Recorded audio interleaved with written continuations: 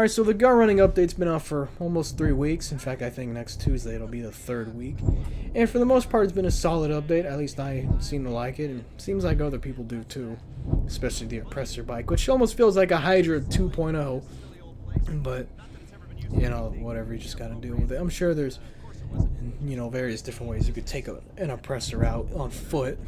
But, who the fuck knows. Anyway, you got the bunkers, you got the gun running business, you have, let's see what else, you got the new weaponized vehicles, you have personal weapon upgrades you can get, you have new types of ammunition, there's all sorts of stuff, and there's plenty of content actually. I just don't like that you have to pay essentially almost a $3 million price tag to actually get into it. You need the bunker, and then to get the weapon upgrades you need the mobile operating center. That's another $1 million plus, especially since you want the vehicle and the weapon workshop benches, which is a double wide, so it takes 2 bays. And then you need, well, not need, but you would want the command center because that would have guns on it. Plus you get access to the mobile operation missions that you can host yourself. So starting with the first thing, the business work, buying a bunker. It's fairly simple. It works kind of like the biker businesses. It has some of the same kind of features and mechanics. For example, it's got the same business upgrades where you could buy a staff upgrade, equipment upgrade, and a security upgrade, and they work the same way. When it comes to supplies, you can do the same things as the biker business, where you can say, oh, I'm going to steal them for free, or I'm going to buy them for a certain price. The more supply you currently have, the more you pay. No, the more you have, the less you pay. Sorry. And then the less you have, the more you pay. So it works that same way. You could sell them, of course. There's 2 different locations you can sell them to. You can either do Blaine County, which is your local area, so you get less. Or you can sell it to Los Santos, which obviously is more out of state. I guess you want to call it out of country or whatever, but or county rather, whatever you want to call it, but you would get more out of it, so it's up to you. It's like, actually it's the exact reverse of the fucking biker businesses, where you can sell an LS for, actually no, I take that back, it depends on where your business was. If you're an LS, then you would get more to go to Blaine County. If your business was in Blaine County, you would get more to go to LS. At least I assume that's how it would work. There's no bunkers in LS, which is kind of unfortunate. I was hoping for at least one, but I can deal with it. Plus, it gives you a reason to actually be in Blaine County, which is certainly appreciated. Let's see, what else? Selling missions. They kind of work, I don't want to say the same ways, but there's some unique approaches to them. For example, there's one I've seen where if you're with a team, if you take multiple vehicles, then you have to stay close together. That way you can stay off the map so no one knows that you're selling supply. There's another one I've seen where you take a Dune FAV, or you'll typically take some kind of vehicle and you do these drop-offs on ground, you know, by land. I don't think I've seen any of them where you do it by air, but I'm sure there's one mission where you could. But one of the nice things about these missions, though, is when you do the selling ones, is if you have more than one vehicle and somebody destroys it, you know, destroys one vehicle, you can keep going. You know, it's not like the special cargo with the finance update where if one cell vehicle gets destroyed, then the mission's over. But whatever you have left gets returned to your warehouse. These work a little bit different. If your one vehicle gets destroyed, you can keep going on the mission, right? So you can sell whatever you have left until all the vehicles are not sold, but destroyed, or you sell all the product. So that's kind of nice. Obviously, it's still frustrating to get your stuff torched, but at least it ain't horribly bad. Let's see what else. Anything else I could think of for business? I think that's really it. I do like the business missions, though, actually. They're fun. They're unique. They do, like I said, feel fun to play. Some of them are obviously locked down to, you know, more than one person. So, for example, some missions you can only get if you have 2 people, and I'm sure there's some that maybe you only get if you have 4 people. Hell, I wouldn't even be surprised if there was a mission where you needed 8 people for. Because one of the nice things about the bunker business is you can actually, it's universal. So you don't have to be with SecuroServe, or you don't have to be as a president. You can be either one. And that's probably the best part about that. So unlike the previous businesses where, you know, they're locked to a specific branch, you can be under any division. So, hell, you can even fucking be a VIP if you wanted. right? You don't even have to own an office. You don't need to own anything in particular specifically before you buy the bunker. That's the best part itself. But unfortunately, if you're a VIP, you know, you're not going to have too many options because you'll only be able to do this stuff for 4 hours. And that's really it. So that would suck if you're a VIP and then you really need to access that bench and then, oh shit, my 4-hour contract is up and I got to wait 12 hours to come back. Right? That would really suck. So it's better to be a CEO or a president. The nice thing too is if you sell as a president, your associates get more money. Apparently, as opposed to being a associate from SecuroServe, which I think is kind of stupid. You'd think it'd be the other way around, but whatever. I suppose more people, more money, but then again, it doesn't really add up. It just seems odd why they would do that. I didn't even know that till Shredder told me. I was like, oh shit, I didn't know you could get more money for, you know, as a prospect or any other role in a motorcycle club as opposed to an associate in SecuroServe. That's really fucking stupid on one hand, but whatever. So next thing is the research. Obviously, the research is where you get the new types of ammunition, liveries, weapon upgrades, personal weapon upgrades, and more.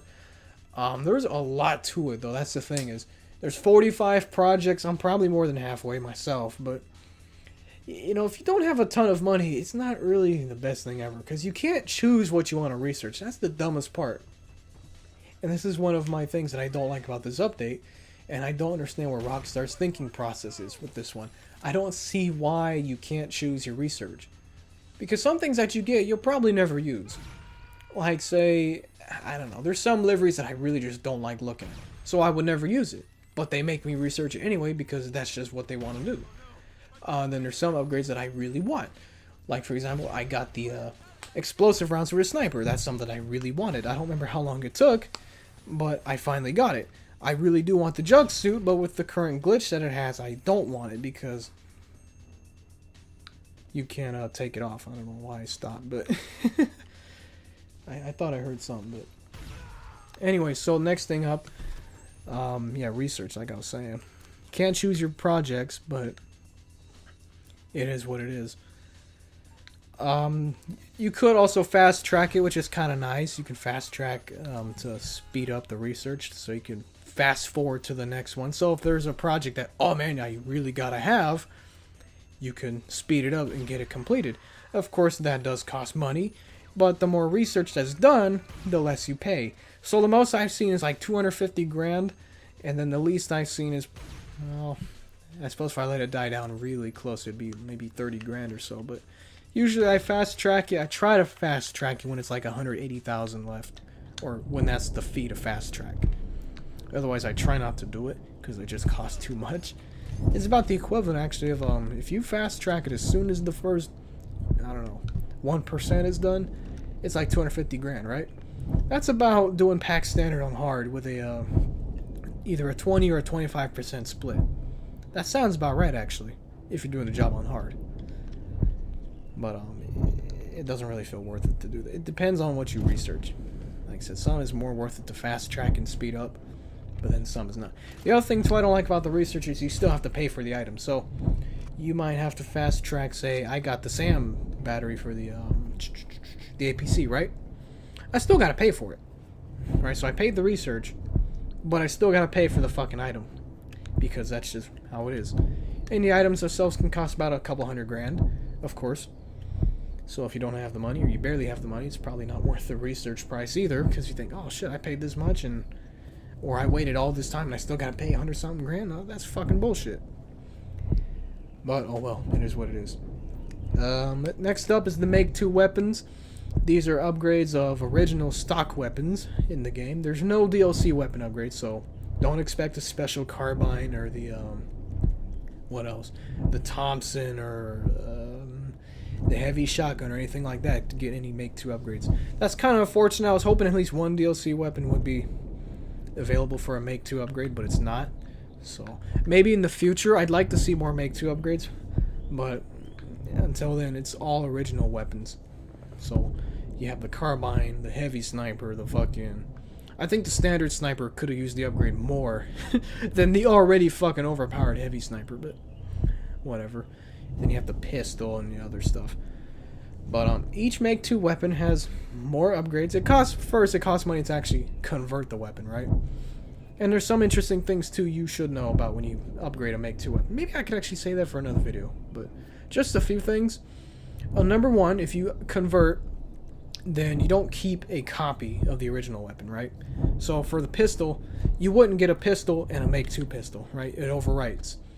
The second thing is, you may lose on some attachments. So for example, with the carbine, the standard carbine rather, you lose your box mag, and you cannot get a box mag for a Make 2 weapon. So that's kind of the unfortunate part right there. I would have loved to still have the box mag. I can live without it, but you know, you do lose it. Let's see what else. If you play a heist, then what ends up happening is some jobs will give you weapons, right? So you might have seen, say, what's a good example of this one? Okay, pack standard signal, right? That one, they give you a standard sniper silenced. What they'll do is, they'll still give you the weapon, right?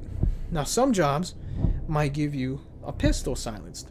And I think Humane Labs, Delivery, EMP is one of those. Some jobs will, right? So when that happens, what they'll do is, odd enough, what they'll do is, they'll give you a pistol, the pistol silenced, and then you'll have your Make 2 version. So yeah, you'll essentially have 2 copies, but only for that job. And it's really weird that they fucking do that.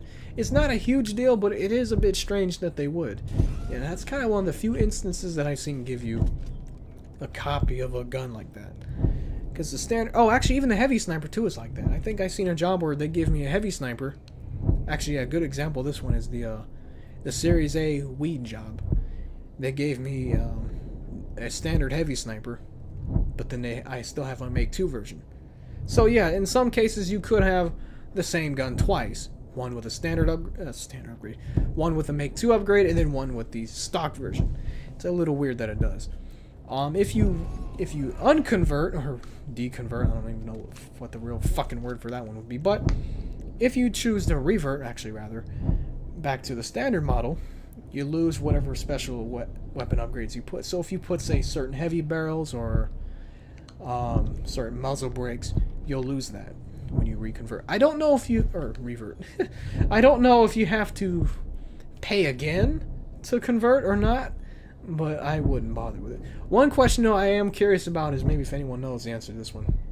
I am curious, though, if you have the pistol Make 2, and I get, say, 600 player kills with it, would I still get the LSPD blue tint for the pistol? On one hand, I don't think so, but on the other hand, I'm really curious if you do. It seems like you would, because it's the same gun. I mean, essentially it is, but I would get why you wouldn't. It's a little weird, but whatever. You do get different ammunition if you do the Make 2 versions. You can't buy Make 2 ammunition from either your interaction or the gun stores, which is kind of unfortunate. It would have been nice to be able to do so, but you just can't. And it probably would make sense, because I wouldn't want somebody with explosive heavy sniper ammo to just keep buying it over and over and over from the interaction menu. That would be extremely OP, right? So there is some balance with this update, but not a whole lot. Some things, though, I would like to see changes when you have the armor-piercing rounds or anything like that. More than 300 rounds will be appreciated, because you go through that so fast. Especially, too, mind you, if you have armor, if you have 2 of the same type of special ammunition for 2 weapons in the same class, so that would be, for example, the assault rifle and the carbine. If they're both Make 2, let's say both armor-piercing, the ammo is now shared, which is fucking stupid, because that means you're going to go through it even faster, especially if you switch the 2 guns out for some reason. Yeah, you'd be going through it faster, so that's fucking stupid, but I mean, what are you going to do, you know? Not much you can do. But if the weapon has standard ammunition, you can still buy from the interaction menu, which is certainly nice.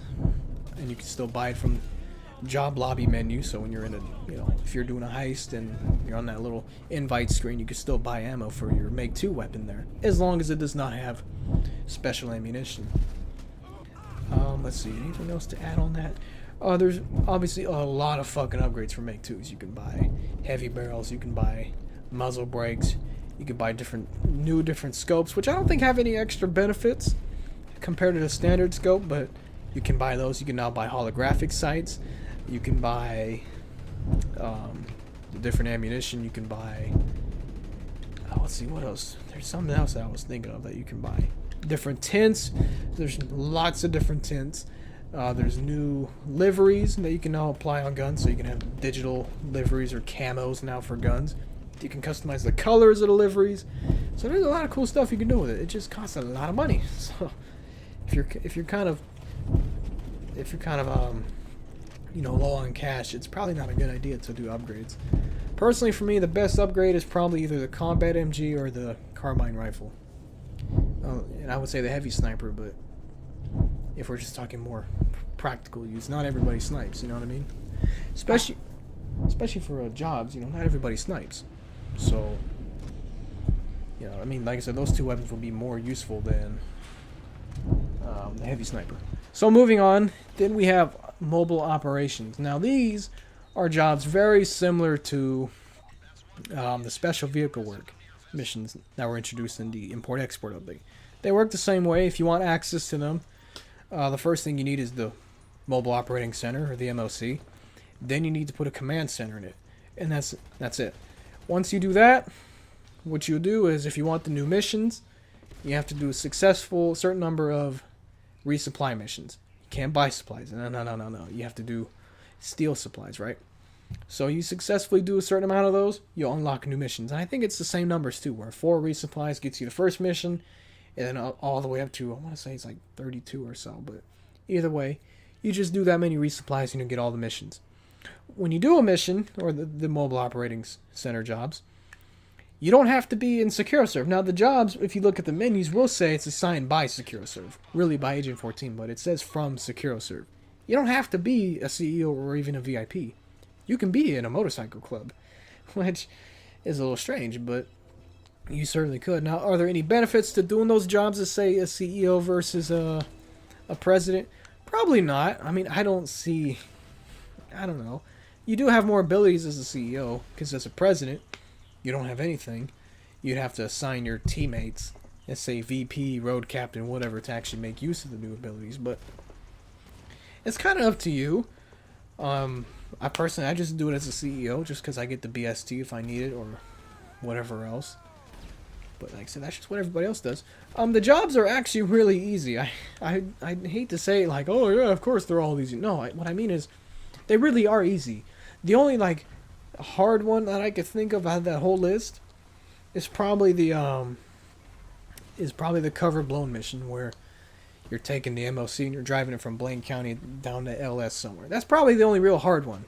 And even then, it's not that hard if you have a full team and they know what they're doing, of course, right? But the jobs are easy. The huge catch is they don't pay well.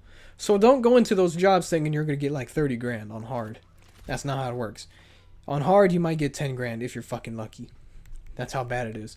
So I couldn't imagine doing a job like that on easy, because you really would not make a whole lot from it.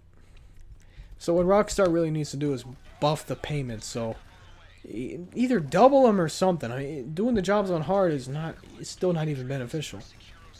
I've seen people do the jobs on normal, and man, you really do not make a whole lot. It's really unfortunate, but that's just the way it is. And I don't understand why. Now, when you do the mobile operations, they're not entirely pointless.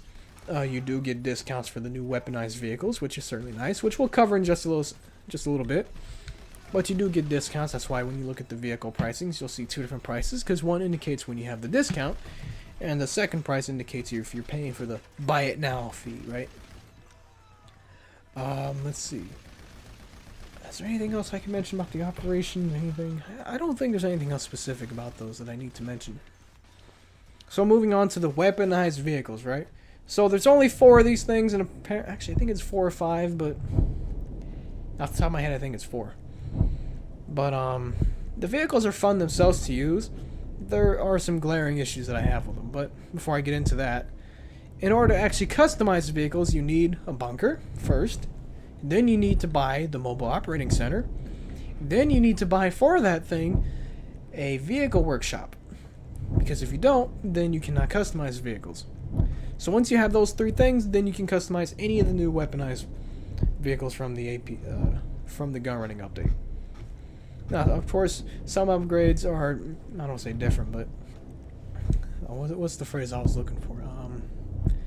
Some upgrades are kind of not really worth it, actually. Now that I really think about it, I was thinking of something else, but I lost track. Anyway, some upgrades are not really worth it. For example, if you buy a horn, it's not really worth it, because if you have proxy mines for those vehicles, then the proxy overrides the horn. So there's that. Each vehicle comes with their own set of unique weapon upgrades that you can get if you do the research. So for example, for the APC, you can stick with the explosive cannon, or you can upgrade to the SAM battery. And for the Tampa specifically, you can get, I think, 4 different weapons for that one. You can get the dual remote miniguns, you can get a missile launcher for the front, you can get a mortar launcher for the back, and then you can get proxy mines as well, I think. Yeah, you can get proxies too. So that's 4 different weapons, right? But one thing though I would like to see from some of these vehicles is I like to see explosive armor resistance. So for example, the Tampa only takes 1 bomb, right? So you can just hit it with any RPG or bomb and it's done. It would be nice if it could take at least 2 or 3 bombs before it blew up. That would be appreciated. Even if I had to pay for an upgrade to do that, I would be fine with it. But some vehicles are weak. The Oppressor is one of them. Even though it's a, I don't want to say it's an offensive vehicle, but in a sense it is if you have a missile launcher. But even that only takes 1 bomb to blow up. The APC, however, takes 8. So I'm not asking for something like that to have another armor upgrade, but it would be nice if the weaker ones could be matched or close to say some of these other vehicles were. Maybe they could take 2 bombs or 3 bombs or whatever. Now my main issue here with these vehicles is the insurance fees, because apparently Ross just now figured out after 3 weeks, or maybe he did know but just didn't make a video on it because he couldn't be bothered to. He just now figured out that fucking the new weaponized vehicles have insurance premiums. Isn't that fucking lovely? So what ends up happening is if you blow up any of these vehicles, you pay about 20 grand for each vehicle. And I don't think they're different from one another, meaning I don't think one is 20 and then one is 30. No, I think they're all 20 grand. And then of course on top of that, you get that bad sport punishment. Now, you know, if you do see that, you know, you're not going to be a bad sport. If you destroy vehicles like that every day for a month, you know, maybe consistently, like say 10 vehicles a day for a month, oh yeah, you'll hit bad sport. That's how I fucking did it back in October 2013. Oh yeah, that's how I got bad sport. I fucking blew shit up like that almost every day for a month or so. And I blew up several vehicles a day every day for a month. That's how you get bad sport. Now, of course, they could have changed it ever since, but that's how I did it. At least that's how I remember doing it. And to me, it's kind of dumb because some of these vehicles, like the APC, are extremely overpowered. Not just for the armor, but the fucking SAM battery it can have. And plus, if you load it up, you have 2 machine guns on the sides, right? 1 on each side. And then you have the SAM battery. Now, thankfully, the driver cannot shoot their own weapons. But still, that's fucking extremely overpowered. But I still have to get punished by paying for it. So I could spend, say, 8 RPGs and have to pay for it. Not only for the fucking RPGs, but for the fucking insurance premium. That's insanely stupid. Why they would do that, I have no fucking idea. I really don't understand it. What they need to do is at least remove the insurance fee. I don't want to pay 20 grand every time I blow up someone's APC or somebody's Oppressor. You know, probably the worst fucking hassle to deal with. You know, just because they were trolling me. Oh, now I have to blow it up and I have to pay for it. It's fucking retarded. Now, in some cases, like when you do, say, a CEO job, you know, if you're doing one of those CEO work missions, you don't pay for the insurance, which is a good thing. But you still have to fucking deal with the fact that outside of that, you still have to pay for it. I don't understand why that is. It doesn't make any fucking sense. But, you know, you just have to deal with it. So, if you do see the vehicles and you feel like you have to blow it up, do so at your own risk, because you'll have to fucking pay for it. And like I said, I couldn't tell you why it's like that, but it is what it is. The fun thing, though, about the new weaponized vehicles, if you're looking for a reason to buy them, not just to troll people, if you're looking for a decent reason, you can use them during heists, and even, I assume, contact jobs. But I know you can use them during heists. Now, mind you, there are some that you cannot use. The APC is one of them, and I believe the Oppressor is another. Otherwise, you can use the Tampa, the Dune, and the, actually, there is 5 vehicles, huh? But anyway, you can use the Tampa, the Dune, and the fucking half-track for the new jobs. Not new jobs. No, for the heist, you can use those 3 or 4 vehicles. So that's pretty cool. I used the Tampa for the heists, and it ends up working out way fucking better than I expected to. Especially with the remote miniguns, because I can point that shit in any direction I want. And since I have the missile launcher, makes it more powerful. So that's certainly appreciated. It would have been nice to be able to use the APC for the jobs, but then again, probably would make it extremely easy. So, well, then again, I said that about the Kuruma too, and it actually does. So, I suppose it really wouldn't matter now, would it? Oh, but then again, you would have people using the SAM batteries on the objectives, wondering, oh, how did it blow up? Well, it's fucking hard to figure out. But yeah, so there's that. So if you're looking for a reason to buy the Tampa is probably the best one to buy for a heist because of the minigun on it and the missile launcher you could get for it. The Dune, not so much unless you're running a vest and you have someone in the front seat with you, or in the passenger seat rather. Same goes for the half track. It's only good if you have 2 people in it, right? Driver and someone on the gun. That's really it. So to wrap this up, holy shit, 30 minutes. To wrap this up, this update's fairly good. I like it. There's some issues that I have with it. I wish you can get more special ammo. I'm not asking for explosive snipers to have 10,000 rounds, but it would be nice to have, even for the armor piercing, maybe 1,000 bullets or so. That would be nice.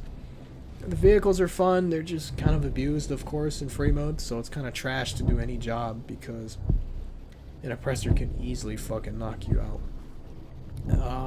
The Make 2 weapons are certainly a big hit with me. I like the fact that I can put more colors on it now instead of just the blue or the gold or the purples or not purples, the greens or the oranges.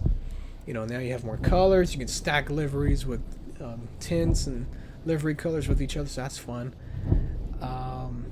Like I said, you know, some issues are kind of minor, but for the most part, I like the update, so it's definitely a good job. Would I recommend playing it? Well, it depends on what you're looking for. You know, if you're looking for the vehicles, you still have to buy the bunker and the MLC with the vehicle workshop anyway, so it's kind of a big ticket fee to get in. But I do think it's worth it, but it depends what you specifically want to do with it.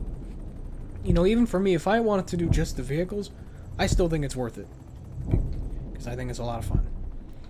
Anyway, that's really it for me today, so I don't have anything else really major to add.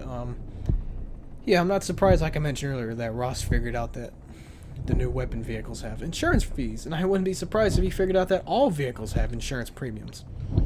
I could see him saying that too in his next video tomorrow, saying, hey, did you know that the fucking weaponized vehicles, or all the personals, have insurance fees?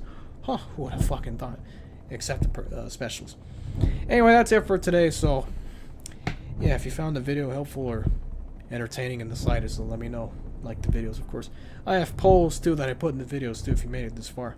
I put polls in the videos, so it's always fun if you guys vote because I do look at the results, and maybe I should start sharing the results because they're actually fun to see. So that's it for today.